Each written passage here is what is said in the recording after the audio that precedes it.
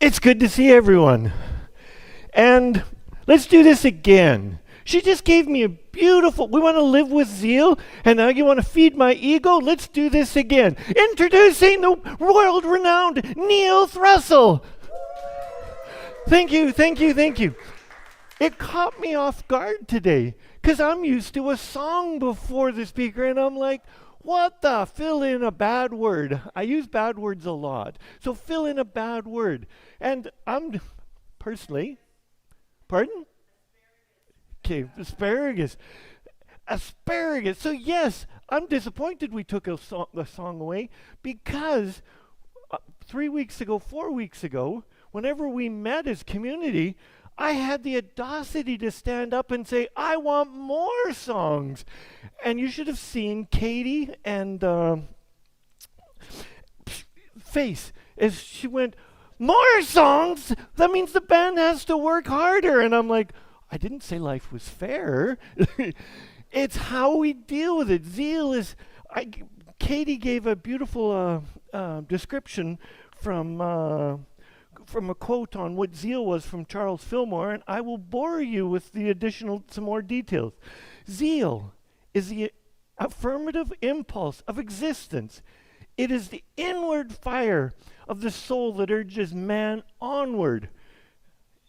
It is the inward fire of the soul that urges people, I like better, onward, regardless of the intellectual mind of caution and conservatism. Basically, it is the fuel that keeps us going. It's the fuel, because we have a choice. I can be, okay, this is my left, so that's your right, so I'll go to your side. This is the heart side. So we can live from this heart-based place with love, joy, and happiness. Or we can live from this place where everything brings me down and life sucks and it's hard to live with. My porridge is cold. My coffee is old. Or I can go, holy crap, at least I got porridge. Don't have milk, but I have porridge. And some people in the world don't have it. And I can live from this place. I think many times we forget life is a marathon. It's not a sprint. It requires us to sprint at times, but it's not a sprint. It's a marathon. And as someone that has run 3 of those crazy things, so 3 times in my life I have put my body through chaos and torture to run these. And then the first time I learned self-doubt. Kilometer 37. I was afraid. I'd hit what the runners call the wall. I didn't believe in myself. The technical term is all the sugar was out of my body and my body was starting to eat on itself. And I didn't know it had no more energy. All the the sugars were out of my body. And now it was having to find other sources to fuel me. And I didn't know what to do. And I text my lovely wife. And I said, I'm in trouble. I'm struggling. I got a text back. It says, hold on. We're coming. I'm at kilometer 37, 5 kilometers to go. And my nephew and his new wife, beautiful. If you want a stereotypical Vancouverite, there they are with their cardigan sweaters, their little loafers, and their Starbucks. And they're at the corner of the street waving to me, and then they started to run with me. A woman that I call my adopted sister had just finished for her an amazing 8-kilometer run. She found in strength to join. I crossed that finish line because other people believed in me. And I celebrated, and I celebrated, and asparagus, and asparagus, and asparagus. I was so proud of myself, and I was full. But I couldn't have done it without them. Marathon 2, because life is a marathon. I'm heading to the finish line. And I was blessed to have both of my sisters run the race. They ran a 10K. My oldest sister is the true athlete in a marathon runner in the family. She had been just diagnosed with high blood pressure and heart condition. So she was forced into running a 10K. Well, she ran her 10K, and then she started running the track backwards based on where I was and ran the field backwards to find me, because she wanted to run with me. And I ran. So all of a sudden she finds me, hey! And then as we're running back on the course, because she had talked to everybody along the way, because they were giving her a bad time. She was running the course the wrong way. And there's everybody. So I'm at kilometer 38 or 39, and people are saying, hey, I see you found your brother. So I was uplifted. It was beautiful to run with my sister. Well, kilometer 41, my sister, who doesn't really run, my sister Sherry, who doesn't really run, she plods. She does 10 kilometers, and this is her running pace. This is her running as fast as she can. She does it. Speed walkers have known to beat her, and she gets really mad because she's putting in everything she has.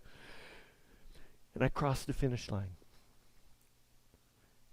Two of my sisters confused the people because they had their little numbers, their bibs on, and it confuses that there's all these Thrussells running across, and they're like, why is a Thrussell that's supposed to be a 10K and a 5K? And they just didn't care. We ran. My third marathon is about Zeal. In the middle of COVID, I'm training and I caught something.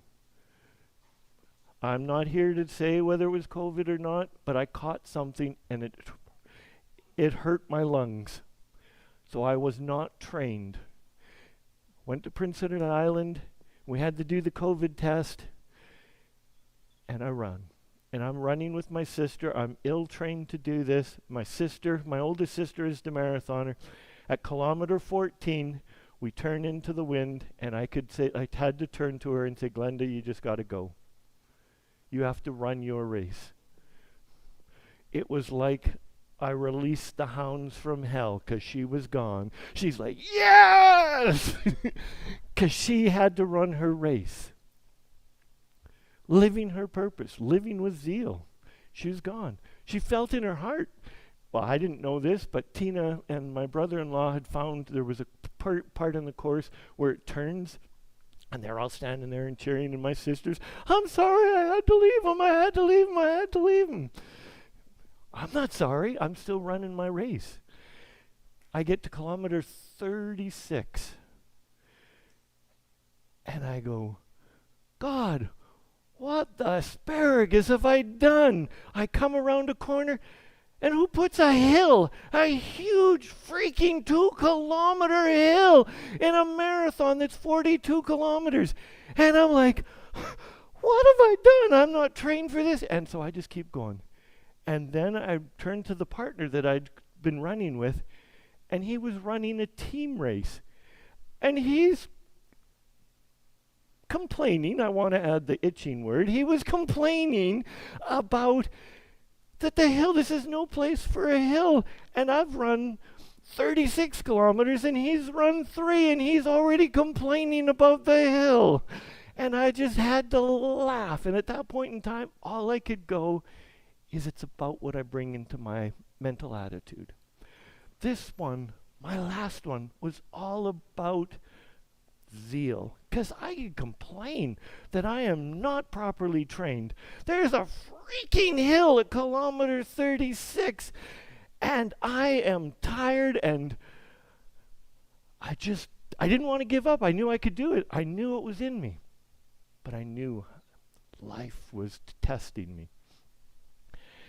And then I could see the top of the hill. I get to the top and I'm like, no, there's another hill. So it's like, and then I'm like, okay, This is like life. I can live it from a place of complaining, or I can just embrace the lessons. And as I'm embracing the lessons, I realized what's deep and profound as I'm running. It's like the universe is like the weather. And everything that occurs to me is just like the weather. And it's up to me what I put on and hold on to address that.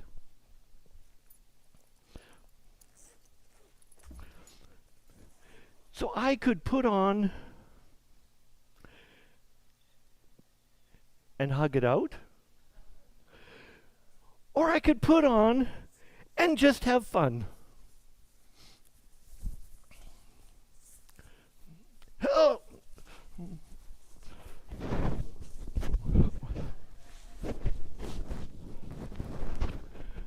And recognize that life is happening for me.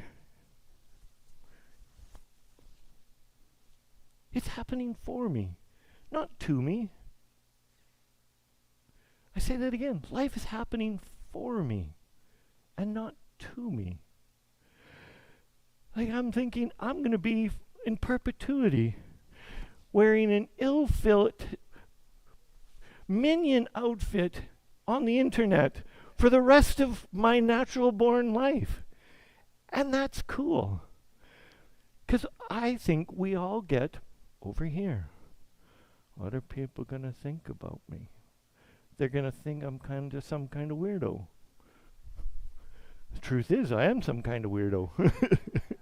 The truth is I can laugh about myself. What will my family think? They're all weirdos too, so it's good. Zeal is an attitude. It's our fuel and passion for life. It is what carries us across the finish line when we don't think we've got enough in the inside of us. It's what gets us to put on our pants every morning, even when life sucks. Because we all have times that life sucks. I have a friend in hospice right now. And here I'm talking about Zeal. She's dying.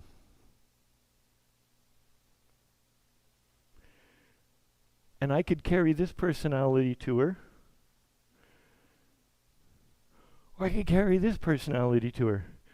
And I asked her, do you want to be cremated or buried? And she said she didn't like worms, and but she doesn't like fire. And I said, well, if we use fire and you're cremated, at least you'll have a smoking hot body when you leave. And she was like, Neil? And I'm like, but it's true. And this is the true me. And that was the true her. How do we look at life in any moment? Once we get over the initial anger, once we get over the initial, we now have choices. We're going to react no matter what. We want to respond, but we are going to react because it's the amygdala brain, our fight or flight, our reptilian brain is going to shoot right in there first. But it's the moment that clarity comes is when we can live with zeal. When we can live.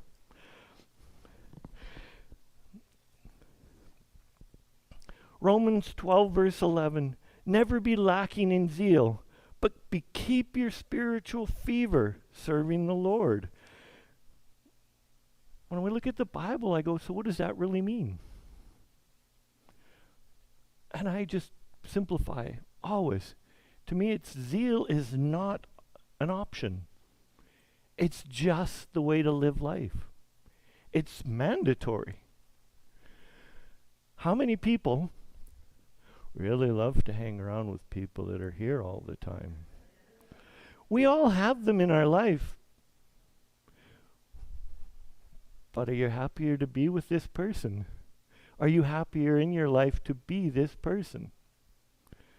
Because yes, at times we all need a hug. Sometimes that's all we need. Or someone to listen to us. Especially when we're over here. But I encourage you not to spend a great deal of time in here. Life sucks at times. And it's up to us to pick ourselves up.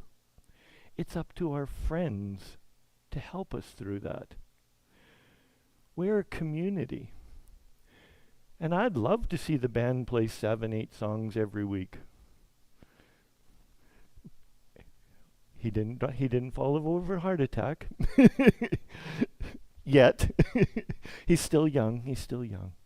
I'd love for our community to grow to bigger. And I want that. And it's not going to grow and be bigger unless we become zealous. Unless we become the community that we know we are and need to be. We have to be fervent in our delivery and our promotion. We need to be the annoying people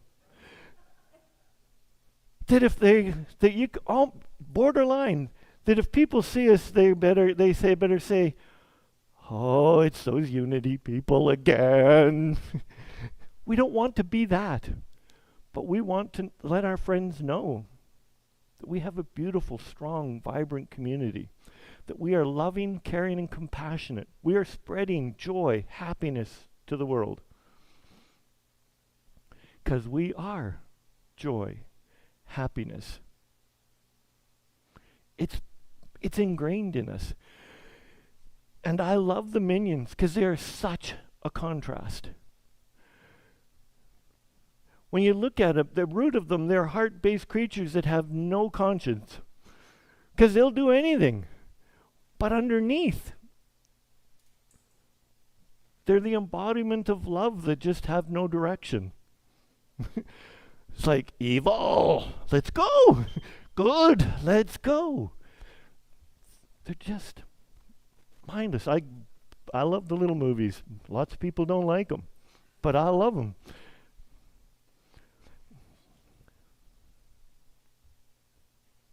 Do we have a choice?